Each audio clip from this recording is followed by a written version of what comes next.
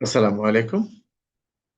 যারা বিভাগীয় পদোন্নতি পরীক্ষায় অংশগ্রহণ করবেন তাদের উদ্দেশ্যে বলছি, আপনাদের বিভাগীয় পদোন্নতি পরীক্ষায় কিছু প্রশ্ন চলে আসে।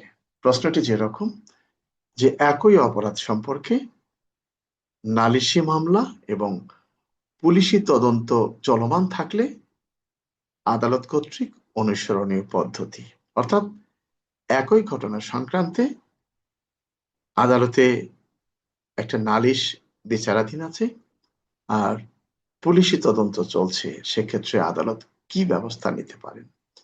আসলে এই প্রশ্নের উত্তর ফৌজদারি কার্যবিধি আইনের 205-এর ঘ, অর্থাৎ ঘড়ি লিখতে ঘ। আসলে বিষয়টি হলো, কোনো আদালতে যখন একটা নালিশি মামলা বিচারাধীন থাকে, আদালত এই মামলার বিচার কার্য চলাকালে যখন জানতে পারেন এই ঘটনা সংক্রান্তে তার আওতাধীন একটা থানায় পুলিশি মামলা তদন্তাধীন আছে, তাহলে তিনি কি করতে পারেন? বিজ্ঞ আদালত ওনার এই নালিশি মামলার কার্যক্রম স্থগিত রেখে তিনি পুলিশ রিপোর্ট দাখিলের জন্য সংশ্লিষ্ট থানা বরাবর আদেশ প্রদান করবেন।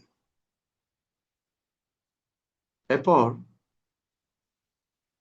পুলিশি মামলার তদন্তকারী কর্মকর্তা তিনি তার মামলার তদন্ত করে যে পুলিশ রিপোর্ট দিবেন, আদালত দেখবেন যে এই পুলিশ রিপোর্টে কোনো ব্যক্তিকে অভিযুক্ত করে পুলিশ রিপোর্ট দাখিল করা হয়েছে কিনা।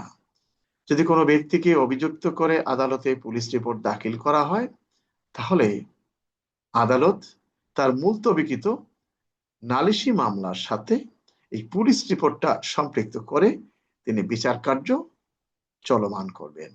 অর্থাৎ তার বিচার কার্য তিনি যে এটা মুলতবি করেছিলেন পুলিশ রিপোর্টের সাথে সম্পৃক্ত করে বিচার কার্য আরম্ভ করবেন।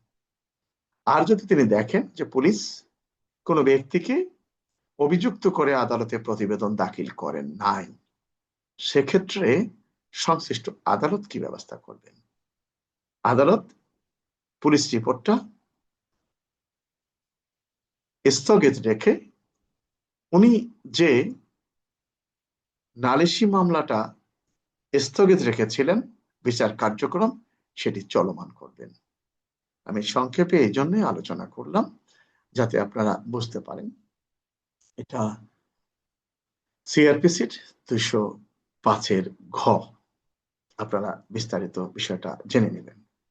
আসলে বিভাগীয় পদোন্নতি পরীক্ষায় অনেকে অংশগ্রহণ করেন, কিন্তু অনেক ক্ষেত্রে আপনাদের ভুল হয়ে যায়। ভুলগুলো সংশোধন করবেন। যাই হোক,